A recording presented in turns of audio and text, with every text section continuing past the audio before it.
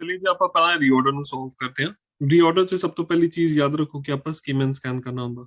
Scheme and scan ਕਰਕੇ ਦੇਖੋਗੇ ਤੇ ਤੁਹਾਨੂੰ ਇਹਦੇ ਵਿੱਚ ਰੈਸਟੋਰੈਂਟ ਦੀ ਗੱਲ ਹੋ ਰਹੀ ਹੈ। ਜ਼ਾਹਿਰ ਜੀ ਗੱਲ ਹੈ ਕਿ ਇਹ ਰੀਆਰਡਰ ਰੈਸਟੋਰੈਂਟਸ ਦੇ ਬਾਰੇ ਆ। Okay, restaurants often do this ਕੀ ਆ। once restaurants are established in such environment, ਕਿਹੜੇ environment ਦੀ ਗੱਲ ਹੋ ਰਹੀ ਹੈ? all day ਇਹ ਵੀ ਨਹੀਂ ਹੋਗਾ ਤੇ ਬਚਿਆ ਕੀ ਆ।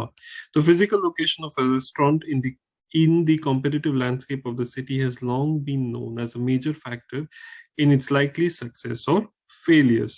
Okay, फिर की आना चाहिए। Let's have a look at this. ਆਪਾਂ words match ਕਰਨੇ ਆ ਤੇ ਆਪਾਂ next matching word ਤੇ ਜੀ ਸਾਨੂੰ ਇੱਥੇ restaurant ਹੀ ਦਿਖ ਰਿਹਾ ਤੇ ਇਹਨੂੰ ਲਾ ਕੇ ਦੇਖਦੇ ਆ। Once restaurants are established in such environments, they can do little about their location. ਆਪਣੇ location ਦੇ ਬਾਰੇ ਬਹੁਤ ਕੁਝ ਘੱਟ ਹੀ ਹੋ ਸਕਦਾ। ਉਹਦੇ ਬਾਅਦ ਕੀ ਆਊਗਾ? ਉਹਦੇ ਬਾਅਦ ਦੇਖਦੇ ਆ ਕਿ all they can do is work to improve customer access to the premises. Restaurants often do this well.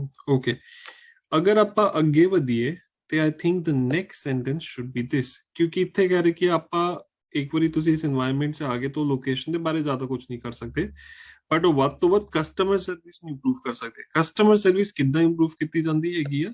by engaging in battles with local authorities about car parking.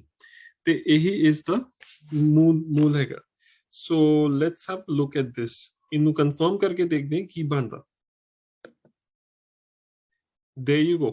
ਤੇ ਜਿਸ ਤਰ੍ਹਾਂ ਤੁਸੀਂ ਦੇਖ ਸਕਦੇ ਹੋ ਕਿ ਰੀਆਰਡਰ ਪੂਰਾ ਦਾ ਪੂਰਾ ਕਰੈਕਟ ਹੈ। ਯਾਦ ਰੱਖੋ ਵਰਡਸ ਮੈਚ ਕਰਨਾ ਹੀ ਇਸ ਰੀਆਰਡਰ ਨੂੰ ਸੋਲਵ ਕਰਨ ਦਾ ਬੈਸਟ ਤਰੀਕਾ ਹੈ।